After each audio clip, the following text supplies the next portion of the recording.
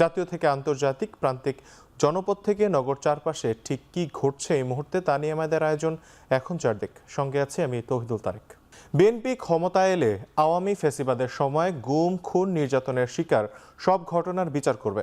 সকালে চিন্মৈত্রী সম্মেলন কেন্দ্রে পরিবারগুলোর সঙ্গে মতবিনিময়ে তাদের পাশে থাকারও অঙ্গীকার করেন বিএনপি চেয়ারম্যান তারেক রহমান।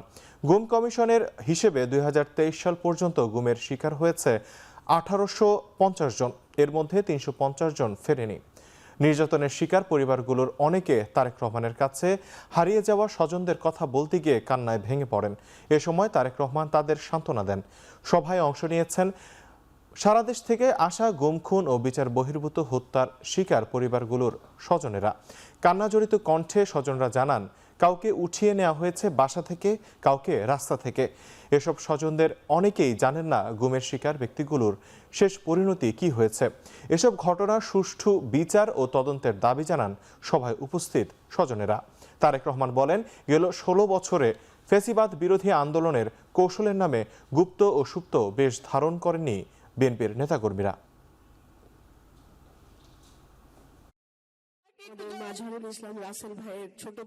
এই ছবিটা ধরে এই 13 বছরে অনেক জায়গায় গিয়েছি। তারেক রহমান আঙ্কেল, আপনিও একজন ভিকটিম ফ্যামিলি। আপনার বাবাকেও আপনার কাছ থেকে কেড়ে নেওয়া হয়েছে। এই স্বাধীন দেশে কি আমাদের বিচার হবে? আমাদের বাবাদের কোথায়? আমাদের বাবাদের কেন গুম করা হয়েছিল?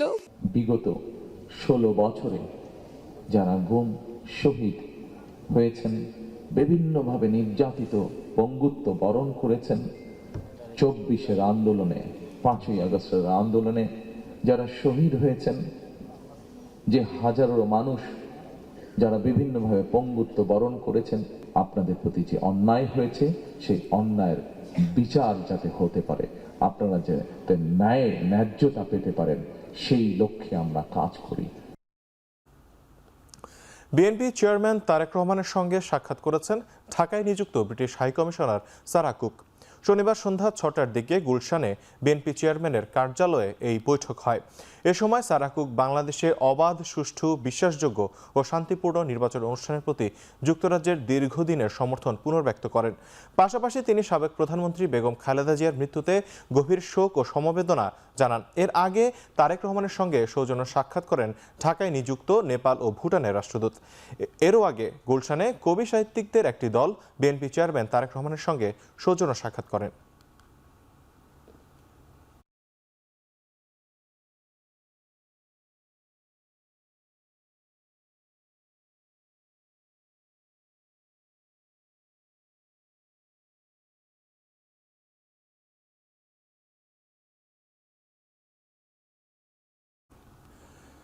ইসিতে পাল্টাপাল্টি আপিলে প্রার্থিতা হারালেন কুমিল্লা 4 আসনের বিএনপি প্রার্থী Manjurul Ahsan Munshi.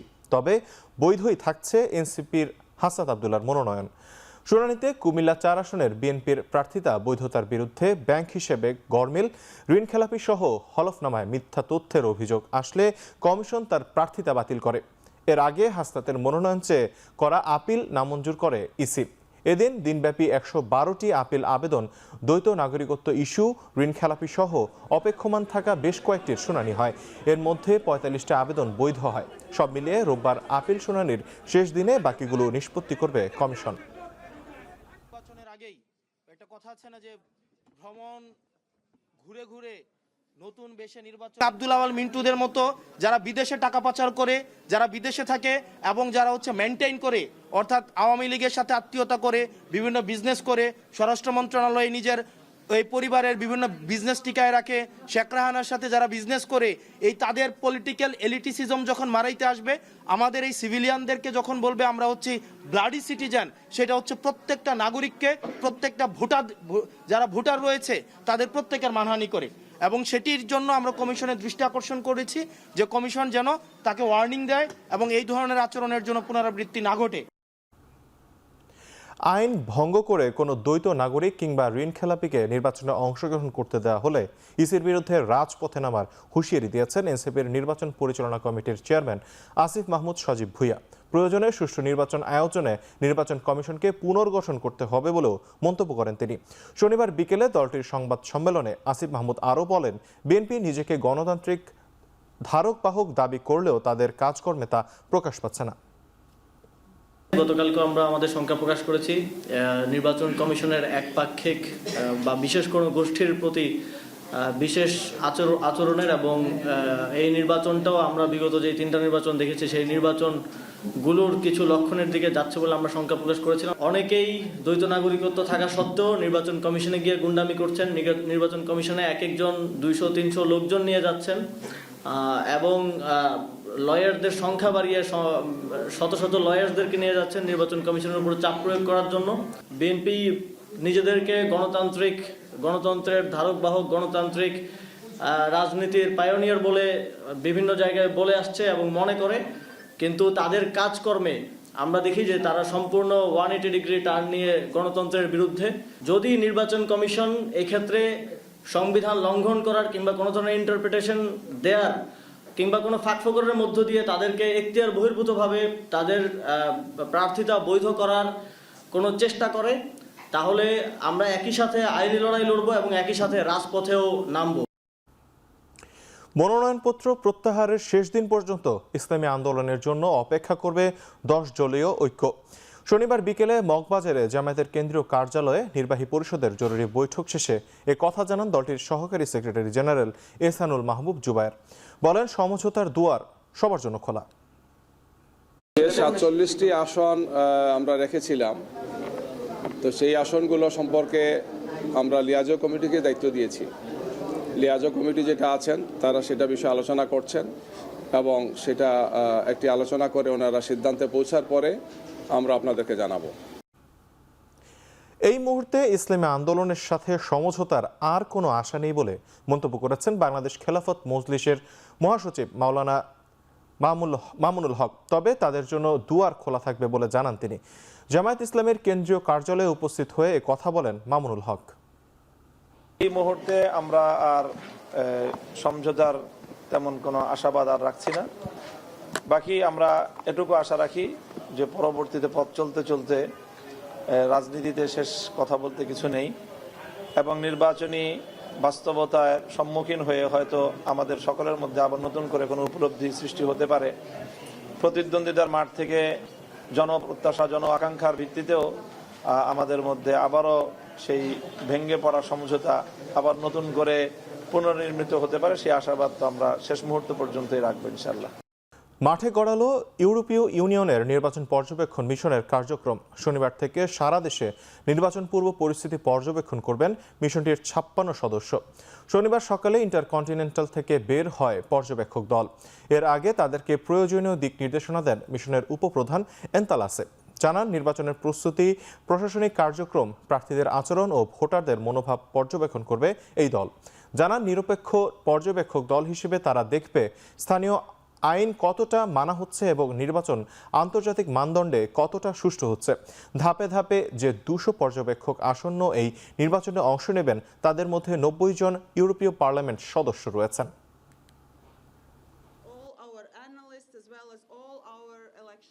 It is a historic event because we all remembered what happened in 2024 and we saw what change it brought to the country and what change it brought to the way the elections are conducted.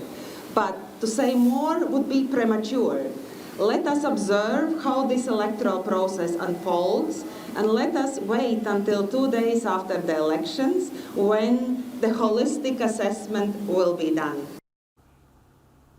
সাংবাদিকদের অধিকার রক্ষার্থে ঘরের ভেতর seminar নয়, ভবিষ্যতে গণতন্ত্র ও সাংবাদিকদের সুরক্ষার দাবি আদায়ে নতুন পরিকল্পনা আসছে বলে জানালেন সম্পাদক পরিষদের সভাপতি নুরুল কবির। এ নিয়ে ডাক আসলে সাড়া দিতে প্রস্তুত থাকতে সাংবাদিকদের প্রতি আহ্বান জানান তিনি। রাজধানীর কৃষিবিদ ইনস্টিটিউটে গণমাধ্যম সম্মেলনে নুরুল কবির বলেন, যে সাংবাদিকরা বৈষম্য দূর করতে পিছপা হবেন তারা মূলত সাংবাদিক নয়। দলীয় প্রভাব থেকে বেরিয়ে মুক্ত সাংবাদিকতার পরিবেশ সৃষ্টিতে নিজেদেরই সোচ্চার হওয়ার আহ্বান জানান তিনি। বিশিষ্ট সাংবাদিক ও লেখক শফিক রেহমান বলেন, এদেশে সাংবাদিকতা এখনও সম্মানজনক হয়ে ওঠেনি। সাংবাদিকদের সাংবাদিকতার পাশাপাশি বিকল্প কর্মব্যবস্থা ঠিক করা উচিত বলে মনে করেন তিনি। সিনিয়র সাংবাদিক কামাল আহমেদ বলেন, মেয়াদ শেষ হবার আগে সংস্কার কমিশনের সুপারিশ বাস্তবায়ন না হলে প্রতিটি সংবাদ কর্মীর সুরক্ষার দায়িত্ব সরকারকে নিতে হবে।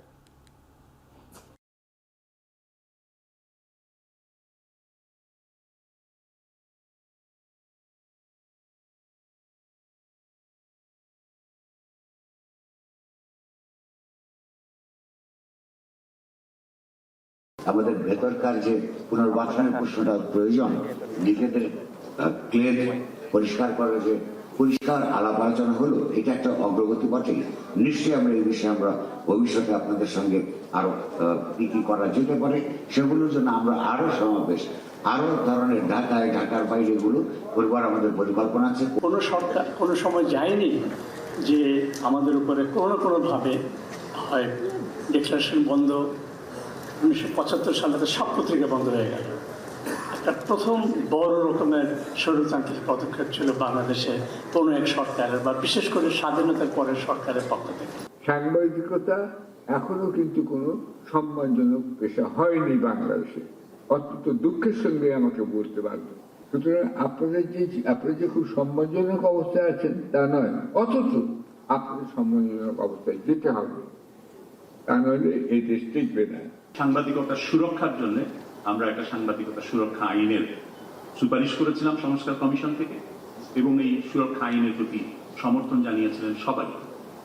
আমার তো মনে হয় না যে কেউ এই সুরক্ষা আইনের বিরোধিতা করেছে। আমি যতটুকু শুনেছি, সম্পাদক পরিষদ, মালিকদের এই সংগঠন এবং এই শিল্পের বিভিন্ন ইউনিয়নের পক্ষ থেকে সবাই এই সাংবাদিকতা সুরক্ষা আইনের প্রতি সমর্থন দিয়েছিলেন। গণভোট কাউকে ক্ষমতায় বসানো বা কাউকে ক্ষমতার বাইরে রাখার জন্য নয়। জনগণের কাছে গণভোটের বিষয়বস্তু সহজভাবে তুলে ধরতে প্রজাতন্ত্রের কর্মচারীদের প্রতি আহ্বান জানিয়েছেন প্রধান উপদেষ্টার বিশেষ সহকারী ডক্টর আলী রিয়াজ। রাজধানীর বিএম অডিটোরিয়ামে গণভোটের প্রচার কার্যক্রমে এ কথা বলেন তিনি। সভায় প্রধান উপদেষ্টার বিশেষ সহকারী মনির হায়দার বলেন, গণভোট ব্যর্থ হলে দ্রুততম সময়ে ফ্যাসিবাদ ফিরে আসবে। জুলাই জাতীয় সনদ সেটা অধ্যাপক ইউনূসের সরকারের এজেন্ডা নয়, এটা কাউকে ক্ষমতায় বসানোর এজেন্ডা নয়, এটা কাউকে ক্ষমতা থেকে বাইরে রাখার এজেন্ডা নয়। গণভোটে নিষ্পত্তি হবে একটা বিষয় যে আমরা ফ্যাসিবাদকে আবার ফিরিয়ে আনতে চাই কি চাই না। উপদেষ্টা আদিলুর রহমান খান বলেছেন, যারা জুলাই অভ্যুত্থানের পক্ষে এবং ফ্যাসিবাদের বিপক্ষে তারা ইতোমধ্যেই হ্যাঁ ভোটের পক্ষে প্রচারণা শুরু করেছেন। কক্সবাজারে গণভোট 2026 সংক্রান্ত জনসচেতনতামূলক সভায় প্রধান অতিথির বক্তব্যে এসব কথা বলেন তিনি। সভায় আগামী 12 ফেব্রুয়ারি গণভোটে অংশগ্রহণের আহ্বান জানানো হয়। কাজটা যারা জুলাই অভ্যুত্থানের পক্ষে, যারা ফ্যাসিবাদের বিপক্ষে, তারা সবাই অলরেডি শুরু করে দিয়েছেন। আপনি হয়তো পিছায় গেছেন একদিন, আর পিছায়েন না, সামিল হয়ে যান জনতার সাথে। জনতার কাফেলা হ্যাঁ ভোটের পক্ষে, জনতার কাফেলা জুলাই সনদের পক্ষে। পার্বত্য চট্টগ্রাম বিষয়ক মন্ত্রণালয়ের উপদেষ্টা সুপ্রদীপ চাকমা বলেন, এই গণভোট শুধু একটি আনুষ্ঠানিকতা নয়, এটি একটি রাষ্ট্রের চিন্তা। শনিবার রাঙ্গামাটিতে গণভোটের প্রচার ও ভোটার উদ্বুদ্ধকরণের মতো বিনিময় সভায় তিনি এসব কথা বলেন। আরও বলেন, হ্যাঁ ভোটের মাধ্যমে জনগণের হাতে দেশের চাবি তুলে দেওয়া হচ্ছে, যাতে তারা একটি আধুনিক রাষ্ট্র গঠনে ভূমিকা রাখতে পারে। আইন ব্যবস্থাকে স্বাধীন করার জন্য যাবে কিনা, সে অন্যান্য প্রশাসনিক কাঠামোগুলি আছে সেগুলোকে ঠিক করার জন্য চিন্তা ভাবনা করবে কিনা, এগুলি নিয়ে আমাদের গভীরভাবে রাষ্ট্রকে নিয়ে, এই রাষ্ট্রকে নিয়ে চিন্তা করতে হবে। ওই রাষ্ট্র চিন্তাটাই হচ্ছে গণভোট। আমাদের জনগণকে এই চাবিটা দিচ্ছি যে তারা যেন এই চাবিটা ব্যবহার করে এই দেশ এবং জাতিকে একটা আধুনিক রাষ্ট্র নির্মাণ করতে পারে। শব্দ দূষণ রোধে সামাজিক আন্দোলন গড়ে তুলতে তরুণদের প্রতি আহ্বান জানিয়েছেন পরিবেশ উপদেষ্টা সৈয়দা রিজওয়ানা হাসান। এ সময় আগামী প্রজন্মকে বধির হওয়া থেকে বাঁচানোর তাগিদও দেন তিনি। শব্দ দূষণ নিয়ন্ত্রণে জনসচেতনতা বাড়াতে সকালে রাজধানীর মানিক মিয়া অ্যাভিনিউতে পরিবেশ অধিদপ্তর ও ডিএমপির যৌথ উদ্যোগে হর্নের বিরুদ্ধে মোটর শোভাযাত্রার উদ্বোধন করা হয়।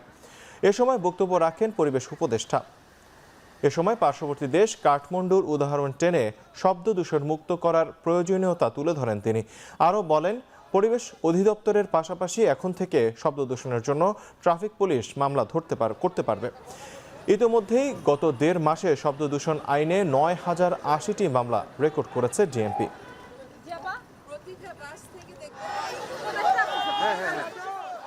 শব্দ দূষণ নিয়ন্ত্রণের জন্য একটা প্রকল্প ছিল, প্রায় 15 কোটি টাকা সেই প্রকল্পের অর্ধেকেরও বেশি টাকা খরচ হয়ে গেছে। এটা কোনো দৃশ্যমান ফল হয়নি। বাকি টাকাটা আমরা আটকে রেখেছিলাম। প্রকল্পটা রিভাইজ করে আমরা বিআরটিএ কে বড় একটা অংশ দিয়ে দিয়েছি। বিআরটিএ যেন পুলিশকে এবং ড্রাইভারদেরকে প্রশিক্ষণ দিতে পারে হর্ন না বাঁচানোর বিষয়ে। ত্রয়োদশ জাতীয় সংসদ নির্বাচনকে সামনে রেখে আইন শৃঙ্খলা তৎপরতা জোরদারের দাবি জানিয়েছেন বিএনপির শীর্ষ নেতারা। জাতীয় প্রেস ক্লাবে বিএনপির ভাইস চেয়ারম্যান শামসুজ্জামান দুদু এবং আলাদা আলাদা অনুষ্ঠানে দাবি জানান বিএনপি চেয়ারপারসনের উপদেষ্টা জয়নুল আবেদিন ফারুক ও আব্দুল মঈন খান। চরম রাজনৈতিক শক্তি ছিল, তাদের সম্বন্ধেও কিন্তু কোনোদিন তিনি কোনো রকমের প্রতিবাদ কিংবা কটুবাক্য তিনি উচ্চারণ করেন। আইন শৃঙ্খলা যাতে ভালো থাকে, সুস্থ থাকে, এই দাবি নিয়ে আজকে যে আপনারা সমাবেশ করছেন, এটা দেশের কথা, দেশের মানুষের কথা। সেই জন্য সরকারকে দ্রুত ব্যবস্থা নিতে হবে। সরকার জানে এটা, তারপরেও এখনো পর্যন্ত উপযুক্ত পদক্ষেপ নেয় নাই। যারা খালেদা জিয়াকে জেলে রেখে একদিন কথা বলেন নাই, খালেদা জিয়া চিকিৎসার পক্ষে কথা বলেন নাই, তারাও আবার রং বদলাবার চেষ্টা করছেন, কাজ হবে না। সাবেক রাষ্ট্রপতি জিয়াউর রহমানের ৯০তম জন্মবার্ষিকী উপলক্ষে আগামী ১৯ ও ২০ জানুয়ারি ২ দিনের কর্মসূচি পালন করবে বিএনপি। শনিবার বিকেলে নয়াপল্টনে দলটির কেন্দ্রীয় কার্যালয়ে সংবাদ সম্মেলনে বিএনপির সিনিয়র যুগ্ম মহাসচিব রুহুল কবির রিজভী এ কথা জানান। এর মধ্যে ১৯ জানুয়ারি সকালে দলের চেয়ারম্যান তারেক রহমানের নেতৃত্বে জিয়াউর রহমানের সমাধিতে শ্রদ্ধা নিবেদন করবে বিএনপি। দিবসটি উপলক্ষে শহীদ রাষ্ট্রপতি জিয়াউর রহমান এর শেরেবাংলা নগরস্থ মাজারে বিএনপির জাতীয় স্থায়ী কমিটির সদস্যবৃন্দ সহ সকল পর্যায়ের নেতাকর্মীরা পুষ্প স্তবক অর্পণ ও ফাতিহা পাঠ করবেন। ২০ জানুয়ারি ২০২৬ মঙ্গলবার institution of diploma engineers Bangladesh মিলনায়তনে আলোচনা সভা অনুষ্ঠিত হবে। নির্বাচনী আচরণবিধি লঙ্ঘনের অভিযোগে ব্রাহ্মণবাড়িয়ায় ভ্রাম্যমাণ আদালতের জরিমানার ঘটনায় উত্তেজনা সৃষ্টি হয়েছে। এ সময় নির্বাহী ম্যাজিস্ট্রেটের সঙ্গে অশোভন আচরণের অভিযোগ উঠেছে স্বতন্ত্র প্রার্থী রুমিন ফারহানার বিরুদ্ধে। শনিবার বিকেলে ব্রাহ্মণবাড়িয়া ২ আসনের সরাইল উপজেলার ইসলামপুর এলাকায় আচরণবিধি লঙ্ঘন করে প্রচারণামূলক সমাবেশ আয়োজন করা হয়। ফলে ভ্রাম্যমাণ আদালত রুমিন ফারহানার পক্ষের জুয়েল নামে এক ব্যক্তিকে ৪০,০০০ টাকা জরিমানা করেন। জরিমানার ঘটনায় ক্ষুব্ধ হয়ে নির্বাহী ম্যাজিস্ট্রেট শাহরিয়ার হাসান খানের সঙ্গে বাগবিতণ্ডায় জড়িয়ে পড়েন রুমিন ফারহানা। অভিযোগ রয়েছে তার ব্যক্তিগত সহকারীও অশোভন আচরণ করেন। ঘটনার ভিডিও সামাজিক যোগাযোগ মাধ্যমে ছড়িয়ে পড়লে ব্যাপক সমালোচনার সৃষ্টি হয়।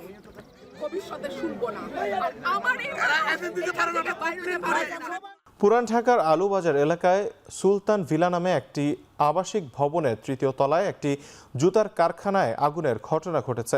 শনিবার সন্ধ্যা ৭:৩০ দিকে আগুন লাগলে প্রায় ৪০ মিনিটের চেষ্টায় তা নিয়ন্ত্রণে আসে। বাসিন্দাদের অভিযোগ, এলাকাটির বেশিরভাগ ভবনেই অবৈধভাবে গড়ে উঠেছে অসংখ্য জুতার কারখানা। এতে মারাত্মক ঝুঁকিতে স্থানীয়রা। দ্রুত এসব কারখানা অপসারণের দাবি বাসিন্দাদের। প্রাথমিকভাবে ক্ষয়ক্ষতির পরিমাণ নিরূপণ করা যায়নি। তদন্ত করে অগ্নিকাণ্ডের কারণ জানাবে ফায়ার সার্ভিস।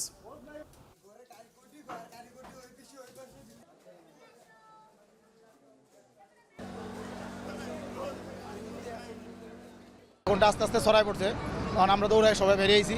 বেরিয়ে আমরা অনেক চেষ্টা করছি গ্যাস দিয়ে আগুনটা নিবানোর জন্য, কিন্তু আমরা নিভাইতে পারি নাই। ফায়ার সার্ভিস যদি আর 20টা মিনিট আগে আসতো তাহলে আমাদের 4টার মধ্যে আগুন যাইতো না। আপনাদের যার মানে কোনোভাবে সেভ করছি, কিন্তু নিজেরা তো নিজের বাড়ি ঘর ফেলে আর যেতে পারি নাই। এখানে ইনসুলেন্স ছিল, কারখানা ছিল, এই মুহূর্তে বলা যাচ্ছে না যে আগুনটা সূত্র কোত্থেকে। আমরা পরবর্তী নির্বাচনে যে আমাদের তদন্ত করে আমরা নিশ্চিত হবো যে আগুনটা সূত্র কোত্থেকে। সিলেট ওসমানী মেডিকেল কলেজ হাসপাতালে ইন্টার্ন চিকিৎসকদের কর্মবিরতি অব্যাহত রয়েছে। শনিবার দুপুরে প্রশাসনের সঙ্গে বৈঠক হলেও কর্মবিরতি থেকে সরে আসেননি তারা। এর আগে ইন্টার্ন চিকিৎসকদের ওপর হামলার ঘটনায় সকাল 11টা থেকে অনির্দিষ্টকালের জন্য কর্মবিরতি শুরু করেন ইন্টার্ন চিকিৎসকরা। এতে ব্যাহত হয় চিকিৎসা সেবা। শুক্রবার রাতে হাসপাতালের চিকিৎসায় অবহেলার অভিযোগে রোগীর স্বজনরা ইন্টার্ন চিকিৎসকদের ওপর হামলা করেন। এতে উভয় পক্ষের অন্তত 5 জন আহত হন।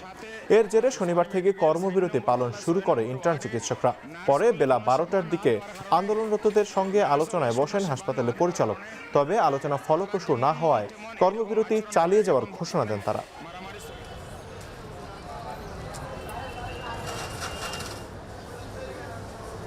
এখন পর্যন্ত আমরা কোনো সমাধানে আসতে পারিনি, তাই আমাদের কর্মবিরতি চলমান থাকবে। একটা সুষ্ঠু সমাধান আসার আগ পর্যন্ত আমাদের কর্মবিরতি আমরা চালিয়ে যাব। আমি ইন্টারনেটদের অনুরোধ করছি তারা যেন কর্মবিরতিতে না যায়, তারা কি যখন সময় চাইছে মানে কি তারা, আমি আশাবাদী। নারায়ণগঞ্জের ২৫০০ এক ব্যবসায়ীর বাড়িতে ডাকাতির সময় নগদ টাকা কম পাওয়ায় ফের ডাকাতির হুমকি দিয়েছে দুর্বৃত্তরা। শুক্রবার মধ্যরাতে উপজেলার ফতেপুর ইউনিয়নের মৎস্য ব্যবসায়ী সিরাজুল ইসলামের বাড়িতে হানা দেয় ২৫ থেকে ৩০ জনের ডাকাত দল। দরজা ভেঙে অস্ত্রের মুখে পরিবারের লোকজনকে জিম্মি করে তারা। পরে নগদ টাকা, স্বর্ণালংকার সহ মূল্যবান আসবাবপত্র লুটে নেয় তারা। ঘরে টাকা কম পাওয়ায় ফের ডাকাতের হুমকিও দেয় ডাকাতরা। পুলিশ বলছে ডাকাতের দ্রুত তাদের গ্রেপ্তারের চেষ্টা চলছে।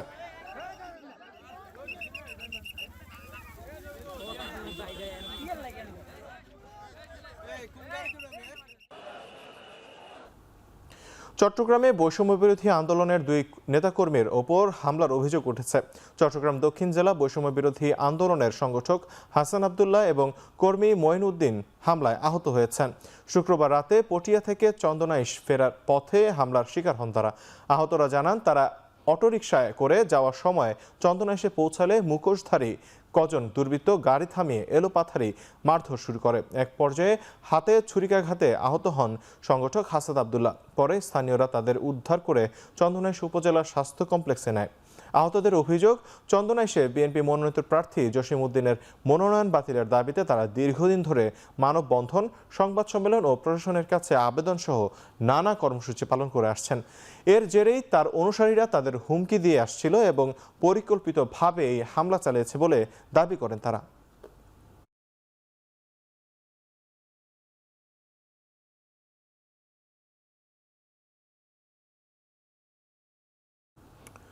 $330 জন দুষ্কৃতিকারীর নাম ঠিকানা প্রকাশ করে তাদেরকে চট্টগ্রাম মহানগর থেকে বহিষ্কার, নগরীতে প্রবেশ ও অবস্থান নিষিদ্ধ করে গণবিজ্ঞপ্তি জারি করেছে সিএমপি কমিশনার। তালিকায় আছেন কার্যক্রম নিষিদ্ধ আওয়ামী লীগের সাবেক এমপি, যুবলীগ এবং নিষিদ্ধ সংগঠন ছাত্রলীগের নেতারাও। কমিশনার হাসিব আজিজ স্বাক্ষরিত এক গণবিজ্ঞপ্তিতে এ তালিকা প্রকাশ করা হয়। তালিকায় পুলিশের খাতায় পলাতক ও নগরের অন্যতম শীর্ষ সন্ত্রাসীরা যেমন আছেন, তেমনি আছেন আওয়ামী লীগের সাবেক এমপি, মন্ত্রী, মেয়র ও ওয়ার্ড কাউন্সিলররা এবং অঙ্গ সংগঠনের নেতাকর্মীরাও।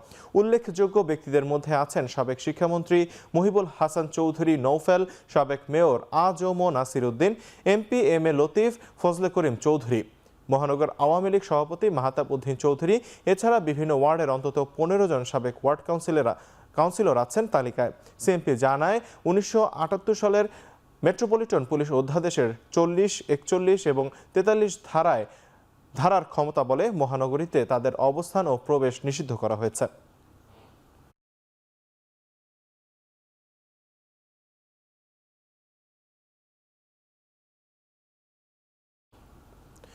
ময়মনসিংহের ধোবাউড়া উপজেলায় ছুরিকাঘাতে নিহত নজরুল ইসলামের প্রথম জানাজা উপজেলা পরিষদ মাঠে সম্পন্ন হয়েছে।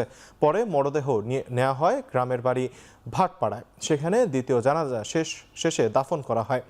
এর আগে এই হত্যাকাণ্ডে মামলা করেন নিহত নজরুল ইসলামের ছেলে সোলাইমান। 38 জনের নাম উল্লেখ ও অজ্ঞাত 22 জনের বিরুদ্ধে মামলা করেন তিনি। এর মধ্যে হত্যাকাণ্ডে জড়িত থাকার অভিযোগে গ্রেপ্তার করা হয়েছে বিএনপির 3 নেতাকর্মীকে। শুক্রবার সন্ধ্যায় ধোবাউড়ার এরশাদ বাজারে স্বতন্ত্র প্রার্থী সালমান ওমর রুবেলের নির্বাচনী অফিস উদ্বোধনের পরে নজরুল ইসলামের ওপর হামলা চালানো হয়। গুরুতর আহত অবস্থায় তাকে উদ্ধার করে ময়মনসিংহ মেডিকেল কলেজ হাসপাতালে নেওয়া হলে চিকিৎসক তাকে মৃত ঘোষণা করেন।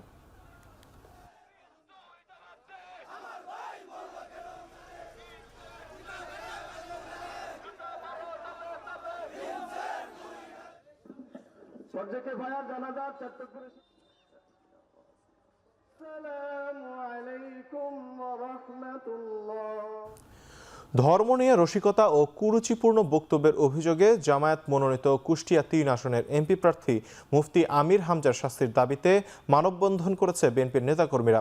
শনিবার দুপুরে শহরের থানা মোড়ে মানববন্ধন হয়। মানববন্ধনে অংশগ্রহণকারীদের দাবি, প্রয়াত সাবেক প্রধানমন্ত্রী বেগম খালেদা জিয়ার পুত্র আরাফাত রহমান কোকোকে নিয়ে দেয়া বক্তব্য ধর্মীয় অনুভূতিতে আঘাত করেছে। মানববন্ধন থেকে বক্তারা মুফতি আমির হামজার বিরুদ্ধে দ্রুত আইনগত ব্যবস্থা ও দৃষ্টান্তমূলক শাস্তির দাবি জানান। এতে বিএনপি ও অঙ্গ সংগঠনের নেতাকর্মীরাও অংশ নেন। এদিকে তার বক্তব্যের একটি ভিডিও ক্লিপ সামাজিক যোগাযোগ মাধ্যমে ভাইরাল হলে ব্যাপক প্রতিক্রিয়ার সৃষ্টি হয়।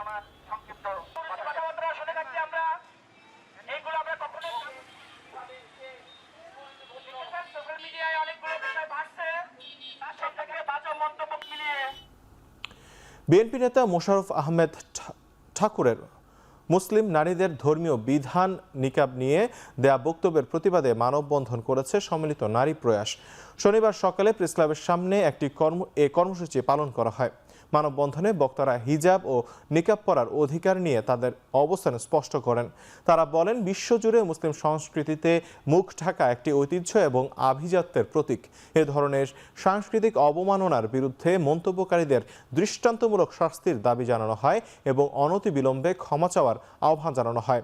মুসলিম ঐতিহ্য ও সামাজিক শৃঙ্খলা রক্ষায় সহনশীলতা বজায় রাখার আহ্বান জানিয়ে সমাজের শান্তি ও সহাবস্থান নিশ্চিত করার দাবি জানান বক্তারা। সমাজের ভাইদের তারা যেন এই নোংরা মন্তব্যের অবশ্যই মুসলমান, হিন্দু, খ্রিস্টান, বৌদ্ধ সংস্কৃতিকে ধারণ করেও যদি কোনো নারী নিকাব বা হিজাব মেনটেন করতে চান, তাকেও কেউ কখনো বাধা দিতে পারবে না, তার প্রতি কেউ কখনো কুরুচিপূর্ণ মন্তব্য করতে পারবেন না। বক্তব্য আমরা প্রত্যাহার করার জন্য অনুরোধ করছি, জনসম্মুখে ক্ষমা প্রার্থনার জন্য অনুরোধ করছি, এর জন্য আইনগত ব্যবস্থা নেওয়ার জন্য সরকারের কাছে অনুরোধ করছি। মোশাররফ আহমেদ ঠাকুর, আপনাকে বলতে চাই, আপনার এই বক্তব্যের কারণে, নেকাব পরে আপনারই মতো এই মন্তব্যের কারণে অন্যের সামনে যে যদি কোনো ব্যক্তি নিগৃহীত হয়, তার সকল দায় কিন্তু আপনাকেই বহন করতে হবে। টাঙ্গাইল, নোয়াখালী ও সিলেট সহ 5 জেলায় সড়ক দুর্ঘটনায় শিশুসহ নিহত হয়েছেন অন্তত 7 জন, আহত বেশ কয়েকজন। টাঙ্গাইলে বেপরোয়া গতির মোটরসাইকেলের দুর্ঘটনায় 2 জন নিহত হয়েছেন, আহত হয়েছেন আরও 2 জন। শনিবার সন্ধ্যা 7:30টায় বাসাইল এমদাদ হামিদা ডিগ্রি কলেজের সামনে এ দুর্ঘটনা ঘটে। নোয়াখালীতে মালবাহী পিকআপের ধাক্কায় অটোরিকশায় থাকা শিশু নিহত হয়েছে, আহত হয়েছেন অটোরিকশায় চালকসহ 4 জন। সন্ধ্যায় সদর উপজেলার বিনোদপুর ইউনিয়নের আনন্দপুকুর পাড় এলাকায় এই দুর্ঘটনা ঘটে। এর আগে সিলেটে 2 বাসের মুখোমুখি সংঘর্ষে 2 জন নিহত হয়েছেন। পুলিশ জানায়, সিলেট থেকে ঢাকাগামী এনা পরিবহন ও গাইবান্ধা থেকে সিলেটগামী শ্যামলী পরিবহনের মুখোমুখি সংঘর্ষ হয়। এতে ঘটনাস্থলে 2 জন নিহত হন, আহত হয় 10 জন। এছাড়া সুনামগঞ্জ ও কুমিল্লার পদুয়ার বাজারে সড়ক দুর্ঘটনায় প্রাণ গেছে 2 জনের।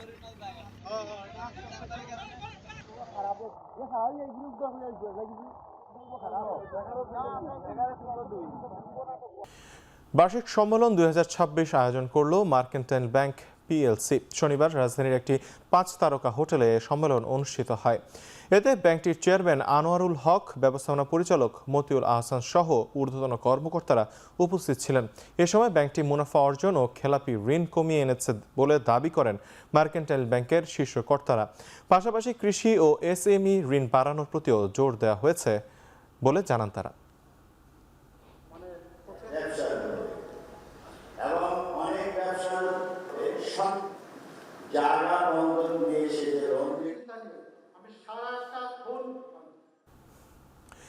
গেল 1 বছরে ইসলামী ব্যাংকের উপশাখাগুলোর আমানত বেড়েছে প্রায় 3,700 কোটি টাকা। এ নিয়ে ব্যাংকটির আমানত দাঁড়িয়েছে 1,83,000 কোটি টাকা।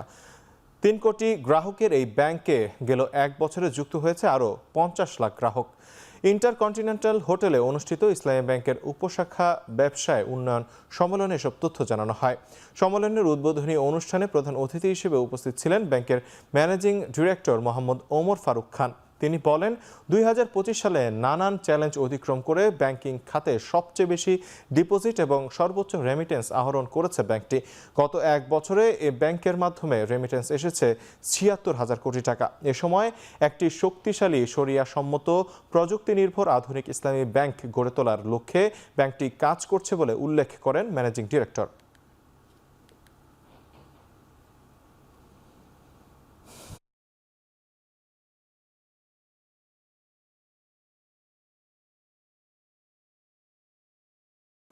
এবার আন্তর্জাতিক প্রসঙ্গ। যুক্তরাজ্য, ফ্রান্স ও জার্মানি সহ গ্রিনল্যান্ডের স্বায়ত্ত শাসনের পক্ষে থাকা 8 দেশের পণ্যের উপর 10% শুল্ক আরোপের ঘোষণা দিয়েছেন মার্কিন প্রেসিডেন্ট ডোনাল্ড ট্রাম্প। 1 ফেব্রুয়ারি থেকে কার্যকর হবে সিদ্ধান্তটি।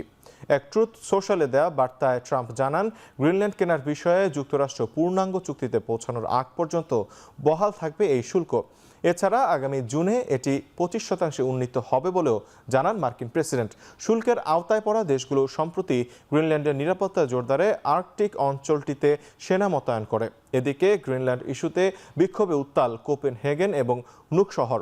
দলে দলে মিছিলে যোগ দিয়ে বিক্ষোভকারীরা ট্রাম্পের গ্রিনল্যান্ড দখল প্রস্তাবের নিন্দা জানান।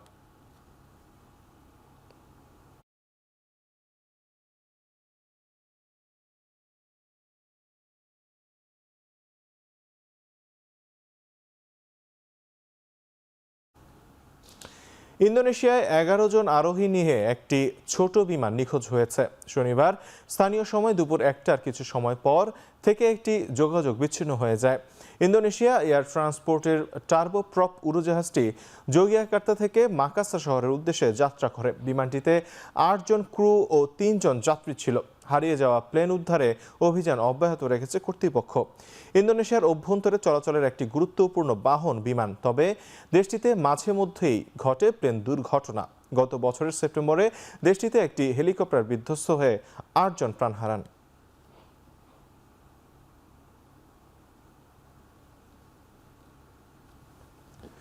সাবেক ব্রিটিশ প্রধানমন্ত্রী টনি ব্লেয়ারকে অন্তর্ভুক্ত করে গাজায় মার্কিন প্রেসিডেন্ট ডোনাল্ড ট্রাম্পের শান্তি পরিকল্পনা বাস্তবায়নে বোর্ড অফ পিস ঘোষণা করেছে হোয়াইট হাউস। টনি ব্লেয়ার ছাড়াও এই বোর্ডে আরও রয়েছেন মার্কিন পররাষ্ট্রমন্ত্রী মার্কো রুবিও, ট্রাম্পের মধ্যপ্রাচ্য বিষয়ক দূত স্টিভ উইটকফ ও তার জামাতা জ্যারেড কুশনার। বোর্ডটির চেয়ারম্যান স্বয়ং ডোনাল্ড ট্রাম্প। এই বোর্ড ট্রাম্পের ইসরায়েল হামাস যুদ্ধ বন্ধে ঘোষিত 20 দফা শান্তি পরিকল্পনার অংশ। বোর্ডটি সাময়িকভাবে গাজার প্রশাসন পরিচালনা ও পুনর্গঠন তদারকি করবে বলে ধারণা করা হচ্ছে। যুক্তরাষ্ট্রের শান্তি পরিকল্পনায় অক্টোবর থেকে নামমাত্র যুদ্ধবিরতি কার্যকর রয়েছে।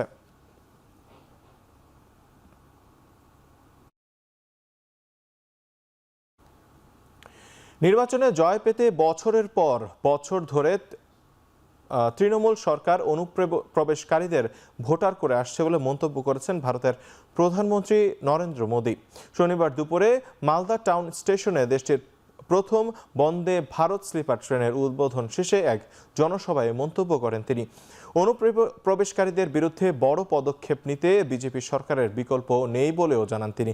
এমনকি মমতা ব্যানার্জির তৃণমূল কংগ্রেস সরকার নিপীড়িতদের অর্থ লুট করেছে বলেও অভিযোগ তুলেছেন বিজেপি নেতা মোদী। এ অবস্থায় আসন্ন নির্বাচনে পশ্চিমবঙ্গের জনগণ বিজেপিকে বড় ব্যবধানে জয়ী করবে বলেও প্রত্যাশা নরেন্দ্র মোদীর।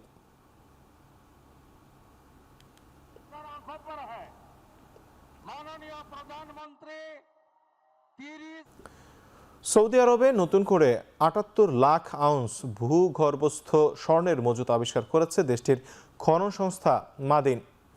রাজতন্ত্রের 4টি স্থানে মিলেছে মূল্যবান সোনালী ধাতুর বিশাল ভাণ্ডার। গালফ নিউজ জানিয়েছে মানসুরা মাসারাহ খনিতে মিলেছে সবচেয়ে বড় মজুদ। এতে এক বছরের ব্যবধানে খনিটিতে স্বর্ণের মজুদ বেড়ে গেছে 30 লাখ আউন্স। এছাড়া উরুফ আস সালাম ও নতুন ওয়াদি আল জাও খনিতে মিলেছে নতুন স্বর্ণের সন্ধান। ভূগর্ভস্থ বা এখনও খনন হয়নি এমন স্বর্ণের মজুতে বিশ্বে অনেকটাই পিছিয়ে তেল সমৃদ্ধ সৌদি আরব। তবে কেন্দ্রীয় ব্যাংকে মজুদের হিসেবে 323 টন স্বর্ণ নিয়ে 18তম অবস্থানে রয়েছে দেশটি।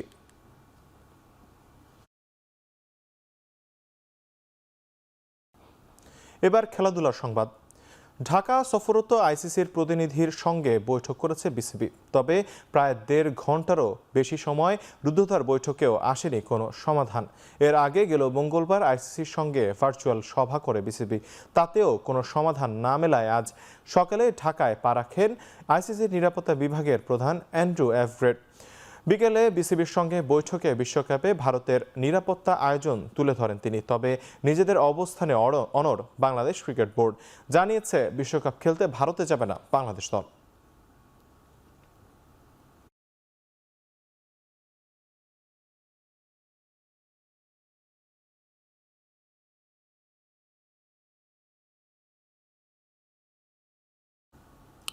এদিকে নিরাপত্তা নিশ্চিত না হওয়া পর্যন্ত ভারত বিশ্বকাপে বাংলাদেশের খেলতে যাওয়া উচিত নয় বলে মন্তব্য করেছেন জাতীয় ফুটবল দলের সাবেক অধিনায়ক আমিনুল হক।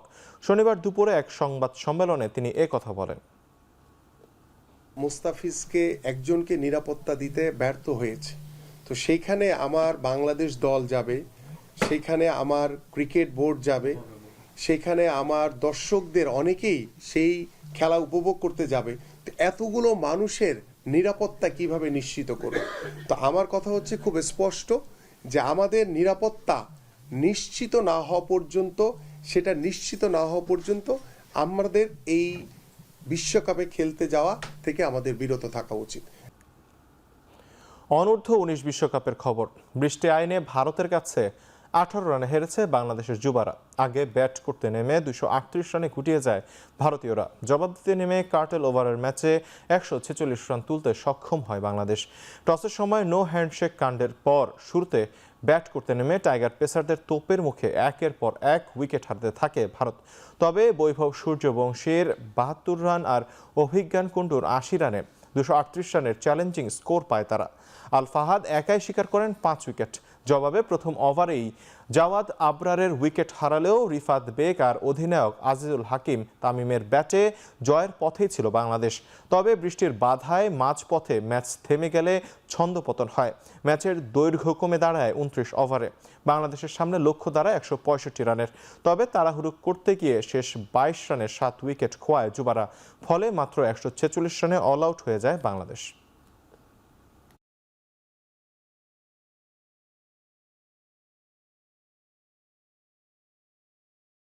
আসন্ন টি-20 বিশ্বকাপে জিম্বাবুয়ের বোলিং পরামর্শক হিসেবে কাজ করবেন কোর্টনি ওয়ালস। সাবেক ক্যারিবিয়ান কিংবদন্তি পেসার এর আগে বাংলাদেশের বোলিং কোচ হিসেবে কাজ করেছেন। 2016 থেকে 2019 সাল পর্যন্ত বাংলাদেশের বোলিং কোচ হিসেবে কাজ করেন ওয়ালস। তার অধীনে পেস বোলিংয়ে নিজেদের অন্যতম সেরা সময় কাটিয়েছে টাইগাররা। তাসকিন আহমেদ, মোস্তাফিজুর রহমানদের উঠে আসা তার সময়ই। বাংলাদেশের দায়িত্ব ছাড়ার পর ওয়েস্ট ইন্ডিজ নারী দলের হেড কোচের দায়িত্ব পালন করেছেন ওয়ালস। এছাড়া 2024 সালে জিম্বাবুয়ে নারী দলের টেকনিক্যাল পরামর্শকের ভূমিকায় ছিলেন সাবেক কিংবদন্তি পেসার। টেস্ট ফরম্যাটে প্রথম বোলার হিসেবে 500 উইকেট নেওয়ার রেকর্ড গড়েছিলেন তিনি।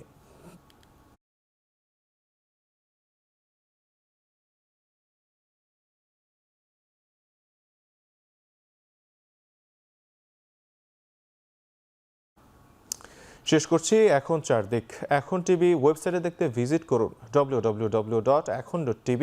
এছাড়া ফেসবুকে দেখতে ভিজিট করুন facebook.com/tv.ekhon এবং ইউটিউবে দেখতে ভিজিট করুন youtube.com/c/ekhon tv।